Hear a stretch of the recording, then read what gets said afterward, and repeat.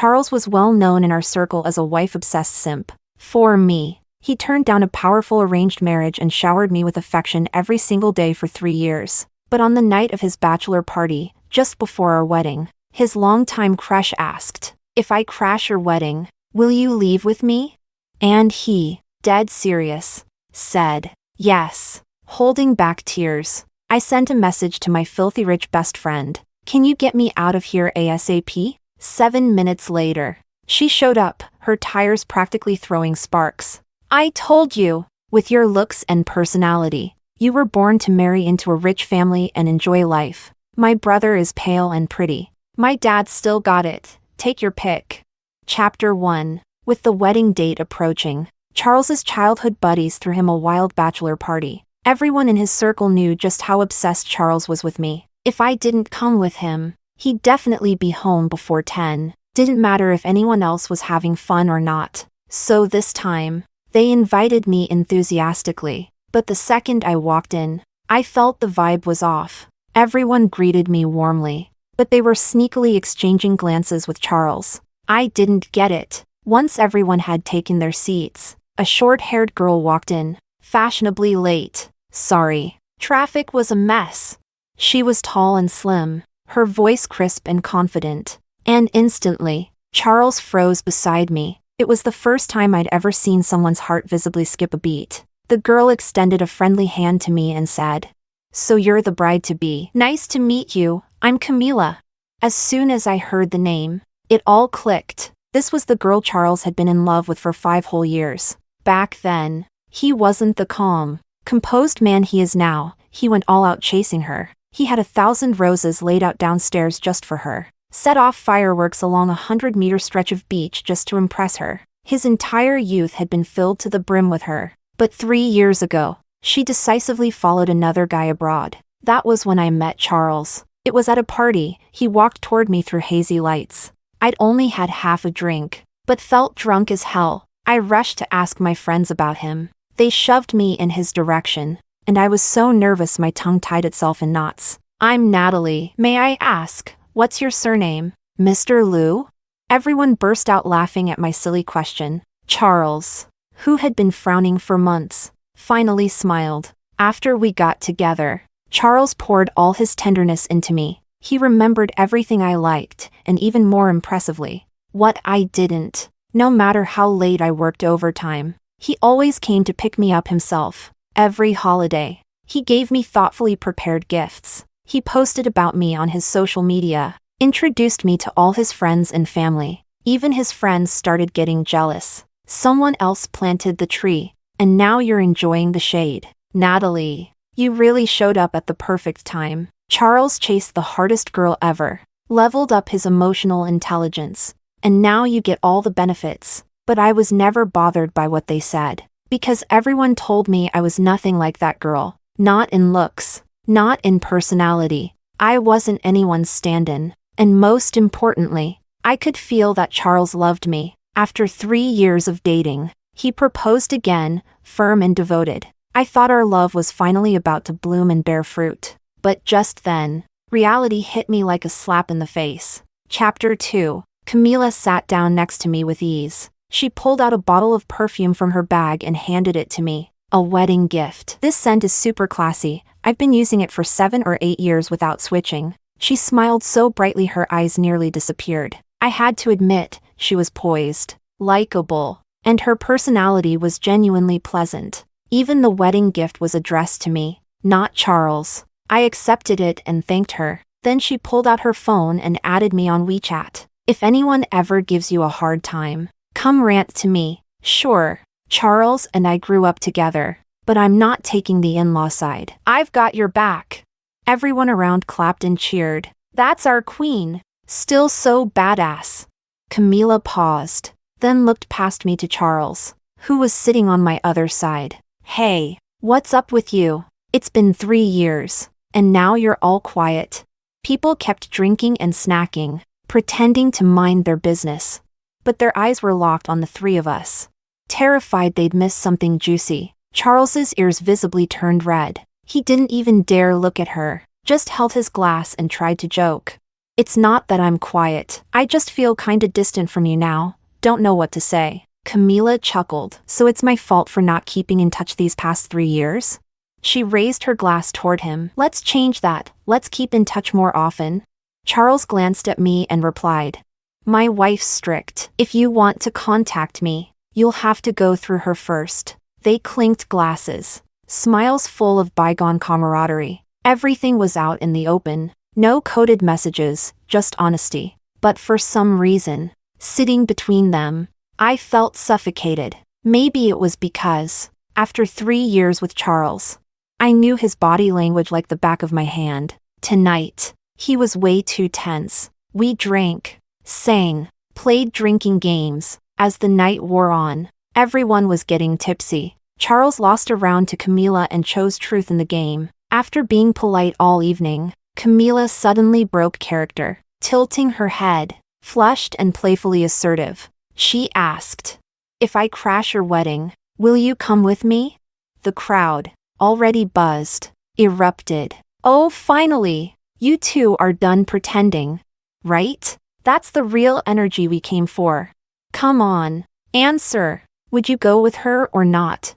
Charles's eyes were tinged red from the alcohol. He looked at her, emotions swirling in his gaze, and said, seriously, I would. The place exploded. Knew it!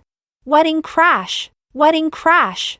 The cheers drew the attention of everyone nearby. I was still sitting between them. My breathing grew shallow, and my hands began to tremble. I didn't know how to face the scene, so I excused myself to the bathroom and fled, holding back tears. I texted my best friend Lillian, can you get me out of here ASAP? She called me immediately. What happened? Are they giving you a hard time?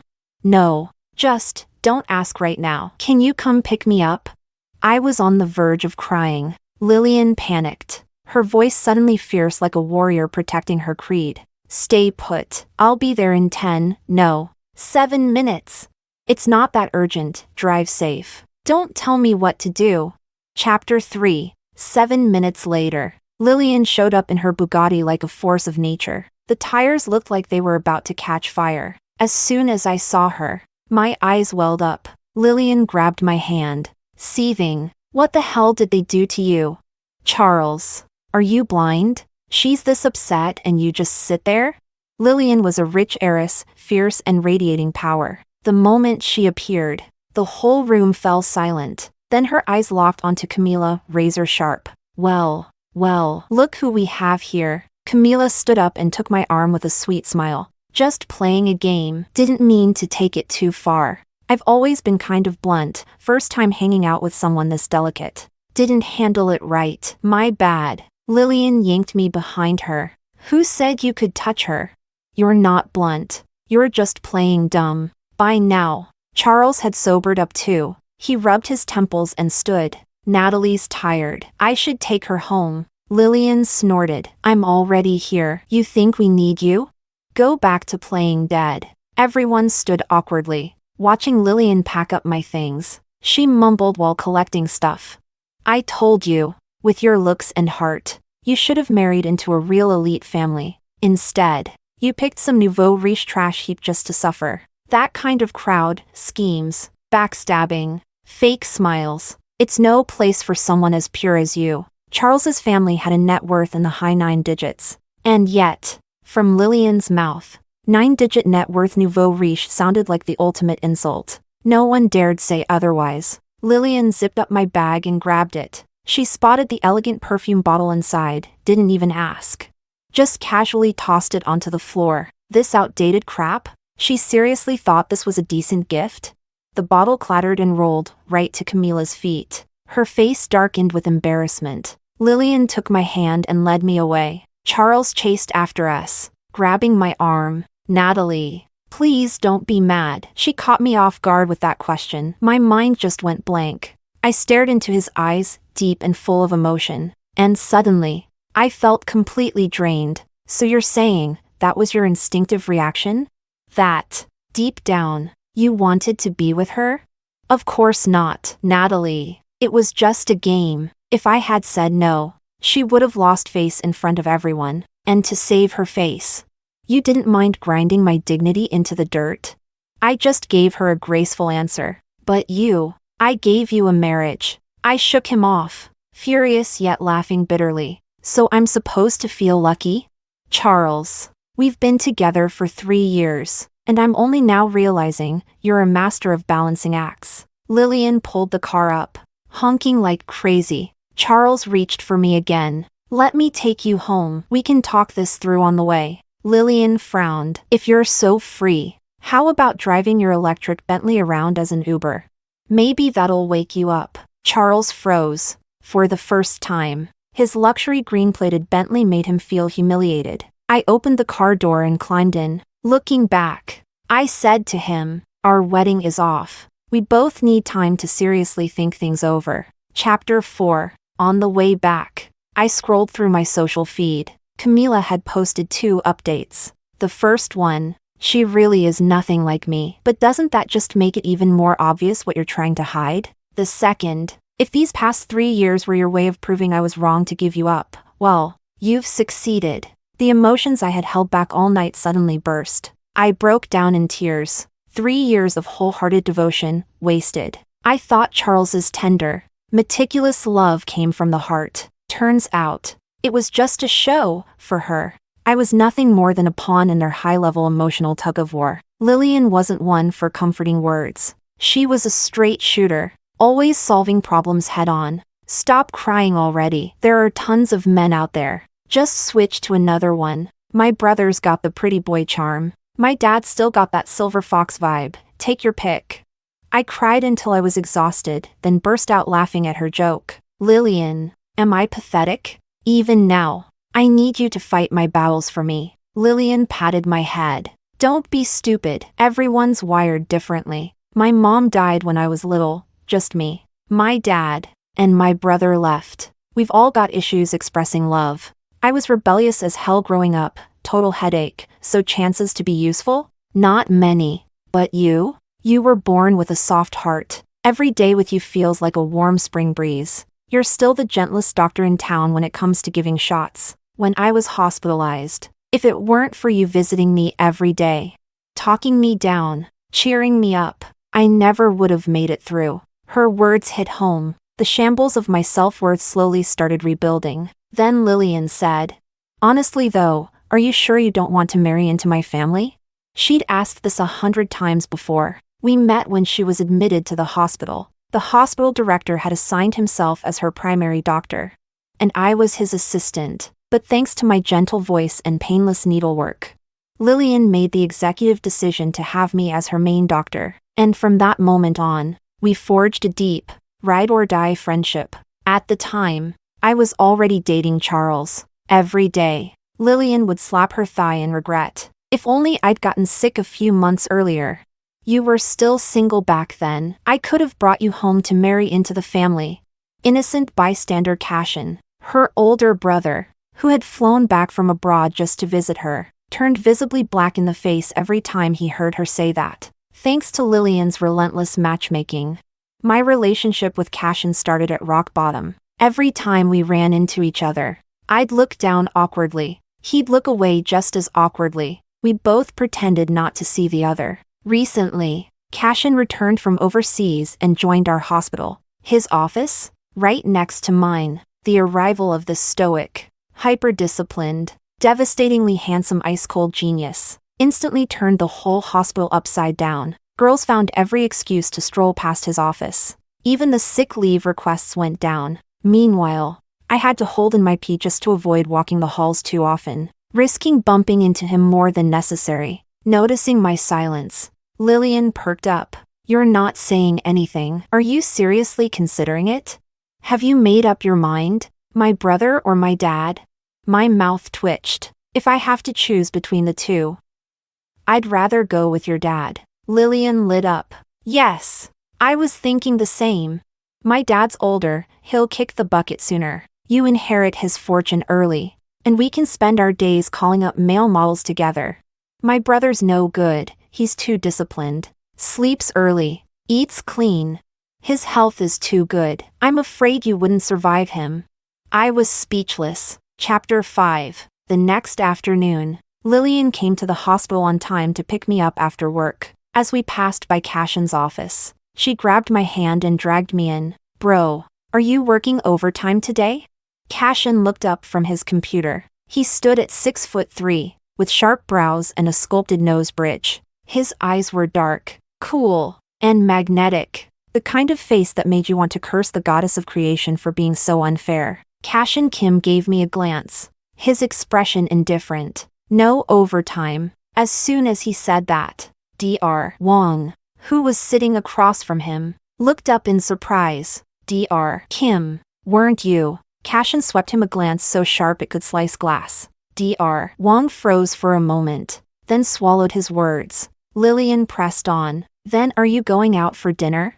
Cashin paused, a bit reserved. Sure. He stood up without hesitation and began tidying up his desk. Lillian lit up. Perfect. Since you're eating out, I'll take Natalie back to our place for dinner. You being home always makes her feel awkward. Cashin froze mid-motion. He slowly looked up at Lillian, with a glare that carried inexplicable murderous energy. Then why don't you just take her out to eat somewhere else? His tone was icy. Our food at home isn't anything special. Their family cook, Aunt Wong, had originally been the gardener, but once she got older and couldn't dig in the dirt anymore, she applied to switch jobs and became the house cook. Her cooking was, well, very healthy. Lillian tiptoed and whispered into his ear. I want to take her home and introduce her to Dad. He. We might be getting a stepmom. Excited? Surprised?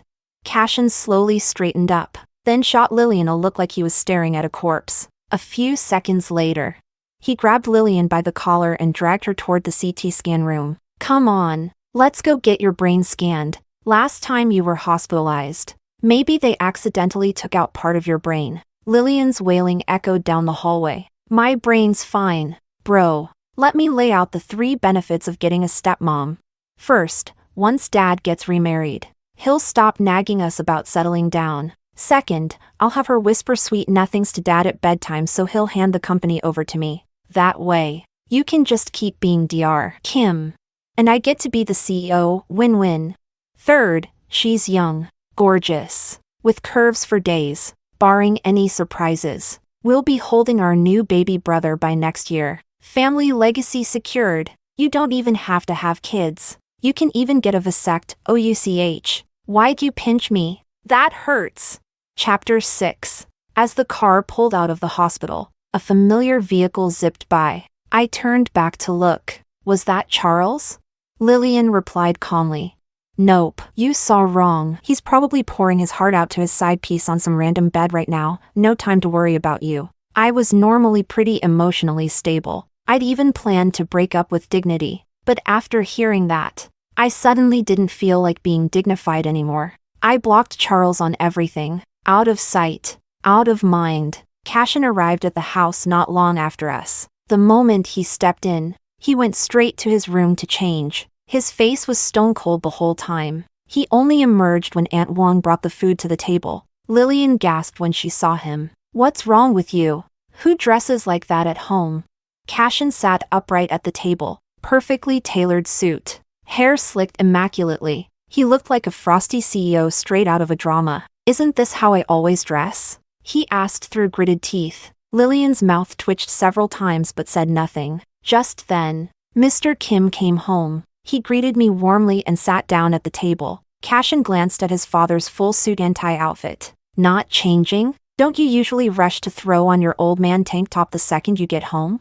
You always say suits are uncomfortable. Mr. Kim looked at me, then at his sharply dressed son, and smiled cheerfully. You guys finally brought a guest over. I had to look respectable. Cashin's mouth twitched just like Lillian's had. Dinner began. Cashin held a half bowl of rice and spoke with haughty precision. Move the pork knuckles and pig feet farther away. Too greasy. Aunt Wong obeyed. Cashin elegantly nibbled on his greens. Mr. Kim looked confused. Don't you usually hate veggies and insist on having meat at every meal?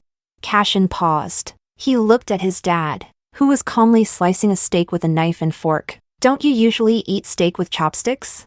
Mr. Kim choked. I quickly jumped in to smooth things over. Honestly, chopsticks are just more convenient. I sometimes eat steak that way too. The tension eased just a little. Then Cashin added, "My dad's favorite is steamed fish head with chopped chilies. He always spits the bones all over the table. You've lost your damn mind today." Mr. Kim snapped, slamming his chopsticks down. "You guys eat. I'm already full, on rage." Lillian kept her head down, silently shoveling rice, too scared to speak, too scared to ask. It was Aunt Wong who broke the awkward silence. "There's a car that's been parked outside for a while. Not sure who it's waiting for. Looks like a BYD?"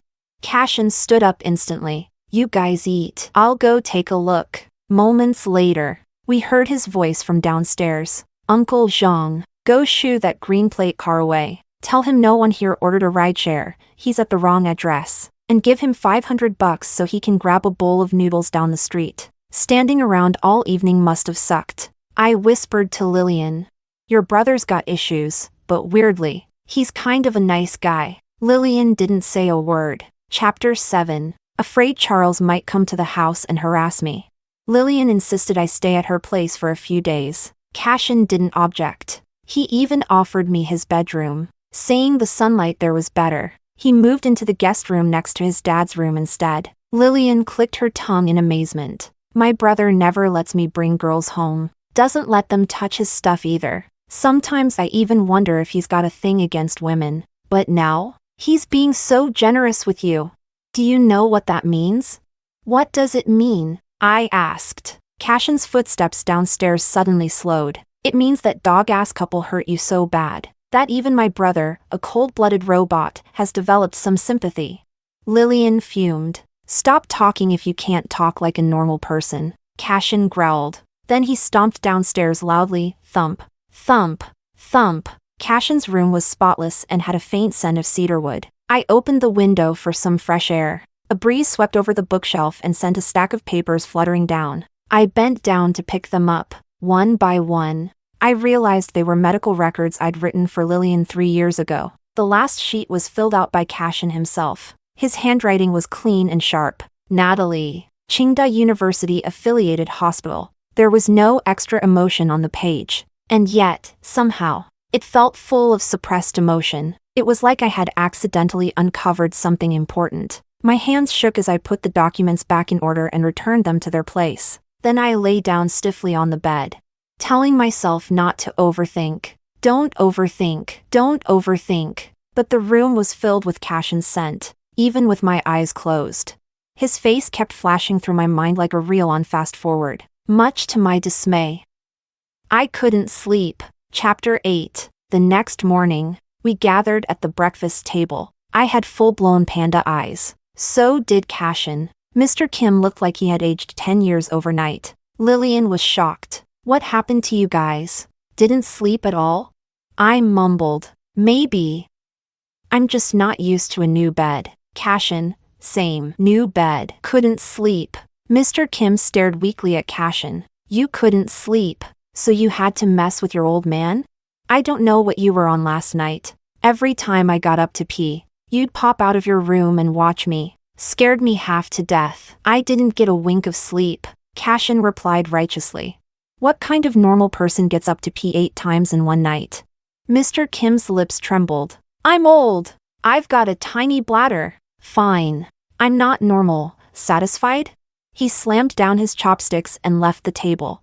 Humiliated. That was the second meal he'd stormed away from. No wonder he wasn't gaining any weight. Lillian munched on her soup dumpling. "Let my brother give you a ride to work today. I won't tag along." I quickly waved it off. "No need to trouble Dr. Kim. I'll just grab a cab." Cashin stood up. "It's on the way. I'll drive you for the next few days." He grabbed his phone, and even his ears turned red. "Let's add each other on WeChat." I was thinking about how to politely decline when Lillian butted in. "Wait a minute, you need her WeChat just to split gas money for a ride to work?" Aw, that made sense. I'd totally overthought it. I quickly pulled out my phone and added him on WeChat, then transferred him 600 yuan. "Is that enough?" Cashin said nothing. He just slowly turned his head to glare at Lillian, as if all strength had drained from his body. Chapter 9. On the way to work. Cashin drove, face still blank and icy, to kill the awkward silence. I pulled out my phone and started scrolling through my social feed. One glance, and it felt like the sky collapsed. Turns out, last night, this emotionless Dr. Kim had made a post. Today, we added an extra bowl and pair of chopsticks at home. The photo showed the massive bowl of rice in front of me, and my right hand holding the chopsticks. Even though the app had compressed the image, it was obvious. That bowl of rice was packed tight. I eat a lot. Since it was my first time at someone else's house, I didn't dare ask for seconds, so I pressed the rice down hard to fit more in. At that moment, I wanted to die from secondhand embarrassment. Even worse, the comments section. I could see messages from mutual friends. Camila was practically first. Who is that? Who? Charles probably recognized my bracelet. He commented multiple times, fragmented and furious. She's at your place? Wait, what is this post supposed to mean? Tell her, I'm waiting outside your house to pick her up. You win. Just wait. You'll regret this. I slowly turned to Cashin. Dr. Kim, why would you post something like that? Cashin stayed calm. People always say I'm cold and antisocial. I just wanted to show I'm a warm and welcoming person. I was speechless. Dr. Kim, how do you know Camila and Charles? Camila was a friend of a classmate. 3 years ago, when I went abroad for grad school. She showed up too. Then one day, this guy named Charles added me on WeChat, sent a bunch of weird messages, said I should take care of her. Suddenly, it clicked. People had said Camila chased another guy overseas back then. I stared at him. The guy she chased was you? Cashin turned his head, his gaze serious to the extreme. I have nothing to do with her. We're not even friends. My mind raced, piecing everything together. So, for the past 3 years, you've seen every post Charles made? Yes. I remembered the first time we met, how he stared at me for a long moment, until Lillian screamed like a banshee, snapping him out of it. So, at the hospital, our first meeting, you already recognized me, didn't you? No, that's not the order. Cashin kept his eyes on the road.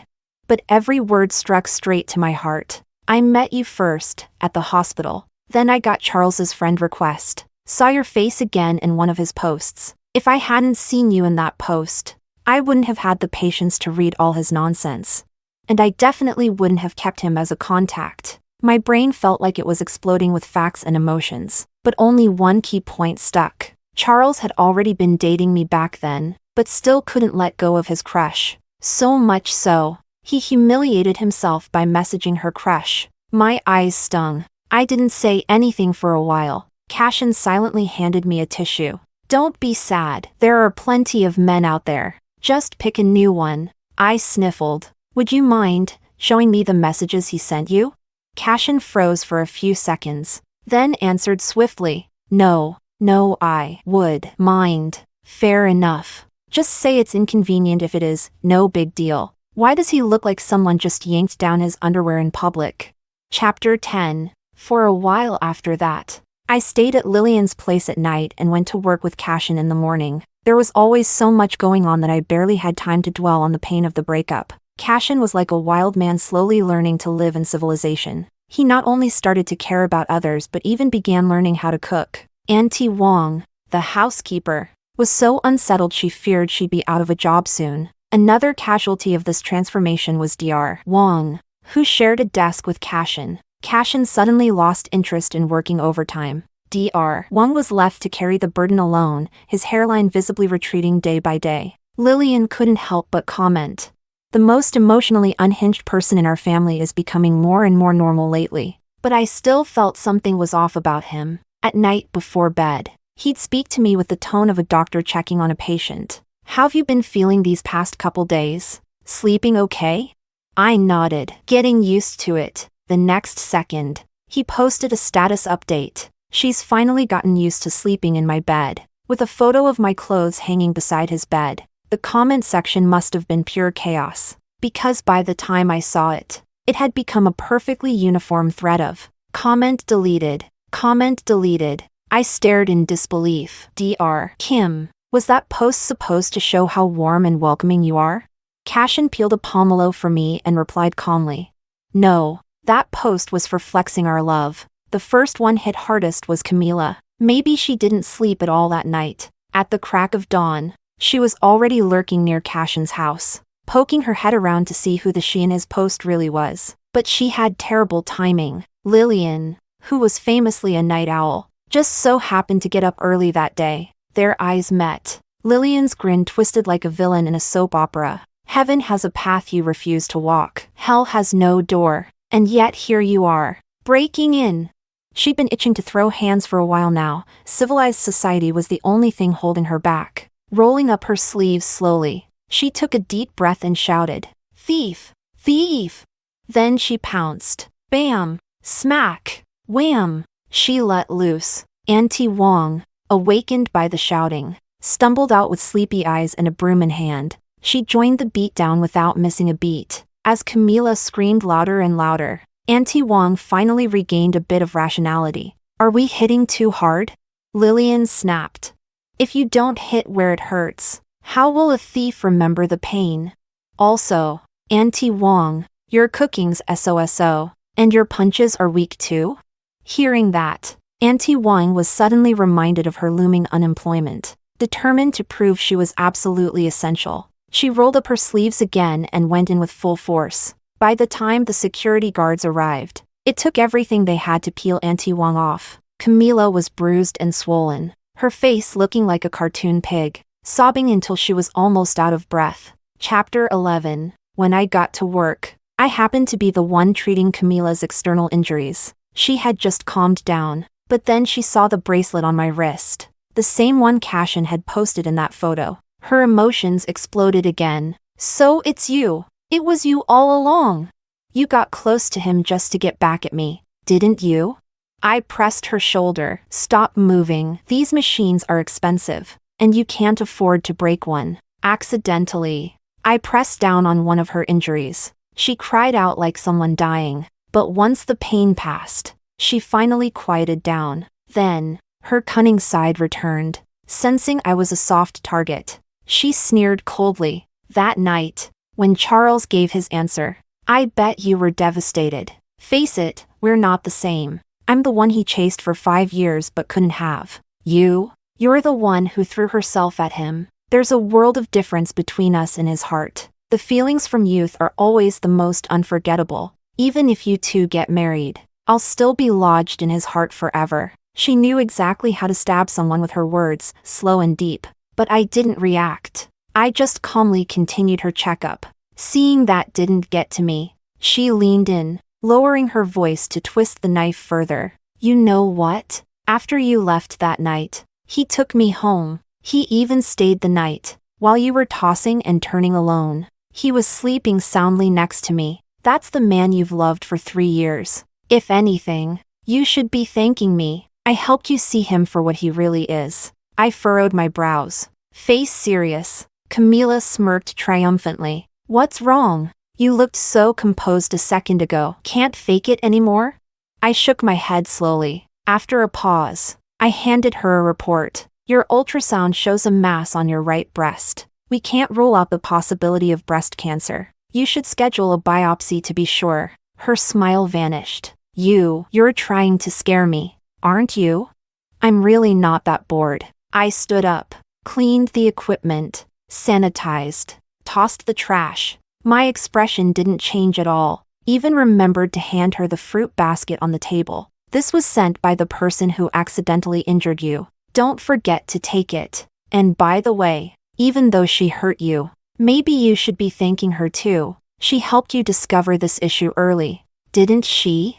Camila's hands loosened in a daze. The basket fell. Fruits rolled across the floor. Chapter 12. The day Charles came to the hospital looking for me. It was a rare, cloudless afternoon. During the lunch break, for once, everything was peaceful. Cashin saw that I was alone and claimed he was feeling tightness in his chest and short of breath, begging me to run a checkup. Without waiting for my response, he shut the door, took off his white coat, and lay down on the exam bed. One by one, he unbuttoned his shirt. He usually looked lean in his clothes, but now, with his shirt open, I realized just how solid and sculpted his chest actually was. When I didn't move, He urged me. What's wrong? Dr. Natalie? Let's begin. I replied sincerely. It's just a chest exam. There's really no need to unbutton all the way to your abdomen. Cashin let out an "oh" and slowly buttoned the lower ones back up, hiding his well-defined 8-pack. I disinfected the equipment and applied the gel. The moment I touched his chest muscles, his body flinched ever so slightly. His breathing grew uneven. Dr. Kim, relax. No need to be nervous. I smiled. Holding the probe, I began slowly gliding it across his chest. It was unusually quiet all around. Cashin's lashes trembled slightly, and his face started to flush. TCH. He's such a tease. And so bad at it. Just then, Dr. Wong burst into the room. Is Dr. Natalie here? And saw, in one glance, his famously aloof, academically brilliant colleague sprawled shirtless on the exam bed next to me. Dr. Wong closed his eyes in agony. Cashin sat up and calmly did up his buttons. That cold, detached look was instantly back on his face. I tried my best not to laugh. Did you need something, Dr. Wong? With his eyes still closed, Dr. Wong said. There's a green-plated Bentley parked downstairs, full of flowers. Looks like it's for you, Dr. Natalie. I blinked, opening the window. I saw him, Charles. Lately, he had been running around like a desperate man trying to find me. He even registered as a patient to get into my clinic. After hearing his tearful confession, I calmly suggested he visit the psych department next door. Clearly, he wasn't giving up. Now, he stood downstairs, surrounded by a sea of blooming flowers. When he saw me through the window, he began to pour his heart out. I was drunk that night. When I came to, the damage was done, and I've regretted it every second since. After calming down, I realized it was just years of unfulfilled obsession. But once I got what I thought I wanted, I realized the person I truly love has always been you. Natalie, can you forgive me? Will you let me chase you again, just like before? He looked up at me with desperate longing. I used to imagine how Charles looked back then, that sunny boy who filled the street with flowers to pursue Camila. He must have been blushing, excited, eyes full of innocent joy. Not like this, miserable and torn apart. But people can't have it both ways. I turned to Dr. Wong. He's not here for me. That's clearly a public disturbance. Better call security before he pulls out a banner and ends up all over social media. Our city was currently competing for model civilized city status. Dr. Wong panicked, bolted out, and ran to get security. Charles hadn't even fully unfurled his confession banner before a team of security guards pinned it to the ground with steel forks. He craned his neck desperately, trying to catch another glimpse of me, but instead, he saw Cashin standing beside me. His eyes turned red with rage. You bastard! You were just lying in wait all this time, weren't you? Cashin, if you're a real man, come down here and face me. Screaming and crying, he looked more like a protester causing a scene. Dr. Wong hissed. Shut him up before he makes a scene. Moments later, Charles's mouth was sealed shut with medical tape, and he was escorted to hospital security. I let out a breath and closed the window. When I turned around, I saw Cashin had unbuttoned his shirt again. He sat there, looking all bashful and unsatisfied. We didn't even finish earlier. He took my hand and placed it against his chest. Dr. Natalie, can you check again to see if my heart's still racing? Extra. Chat log, Cashin x Charles. September 23rd, 2021. You've added each other as friends. Cashin. Charles. Sorry to bother you. I'm Charles, a good friend of Camila's. Just wondering, since she went to Germany, is she doing okay? Cashin. Camila? Who's that? Charles. The girl who chased you all the way to Germany? Cashin. Too many. Can't tell which one you mean. If you've got nothing serious to say, I'm deleting this chat. Bye. Charles. Cashin. Wait a second. Your profile picture, what's that? Charles. Oh, that's me and my girlfriend. 20 minutes later. Time Cashin clearly spent stalking Charles's feed in detail. Cashin. You've got a girlfriend, and you're still worried about another girl's well-being? Charles. It's not that kind of worry. It's just, today's my birthday. And my girlfriend went all out to surprise me. Best birthday I've ever had. I felt so happy. I suddenly remembered the mess I was back when I was chasing Camila. Emotionally manipulated. Completely lost. It wasn't even a life worth living. Cash in. So what? You came here to flex on us lonely folks? Charles. Haha. Nah. Just got a little emotional after a few drinks. I used to resent her. Even hated her. Now I've let it go. I hope she gets what she wants and lives well. Turns out, when you're surrounded by love, it's easier to be kind to the world. Cash in. Sends. Emoji. Charles. Anyway. Feels good to get it off my chest. Let's unfriend. Bro. Thanks for listening. Cash in. Wait. Now I'm uncomfortable. Charles. What? Cash in. I'm saying, your vibe is off. The fact that you're still worried about her means you haven't moved on. Charles. No way. I really think I have. Cash in. Nah, you haven't. Charles. Cash in. Trust me, you're too close to see it. But I've got outsider clarity. Deep down, the person you love most is still Camila. Hey, which Camila were we talking about again? Charles. Sends photo. This one. Cash in. Wow, she really is stunning. A girl that beautiful, are you really okay with letting her go just like that? Charles. If she's that great, why didn't you say yes after she chased you for so long? Cash in. Me? Well, physically, I'm not in great shape. You know what I mean. Didn't want to ruin her chances at happiness. That's why I never said yes to anyone. Charles. Damn, that's rough. Cash in. Exactly. Which is why I hope someone healthy like you can bravely pursue his happiness. You and Camila ending up together. That's my greatest wish now. Everyone in our circle knew. Charles spoiled me to the heavens. Cash in. No. You're just temporarily blinded by the comfort you're in right now. Also, your girlfriend? Honestly, kind of average. Any sane person would know who to choose. Charles. You're calling her average? The first time we met, she approached me. My heartbeat literally came back to life. Man. Cash in. See? She approached you. Isn't that a bit different from Camila, the girl you chased after? Doesn't that say something about the difference in how much they mean to you? By the way, what exactly made her approach you? Charles. I have no idea. At the time, I was a mess, didn't even smile at anyone. But apparently, my coldness was exactly what won her over. Cash in. So you were emotionally distant and cold to everyone. Got it. Charles. No. Wait, after talking to you, my brain's all messed up now. Cash in. That's good. Being confused means you've got something unresolved inside. Come on, man, don't give up on Camila so easily. Stay true to your heart. Charles. Huh? Cash in. Don't forget, you two getting back together is the greatest wish of someone like me. Who wishes he could but physically just can't. Charles. All right then.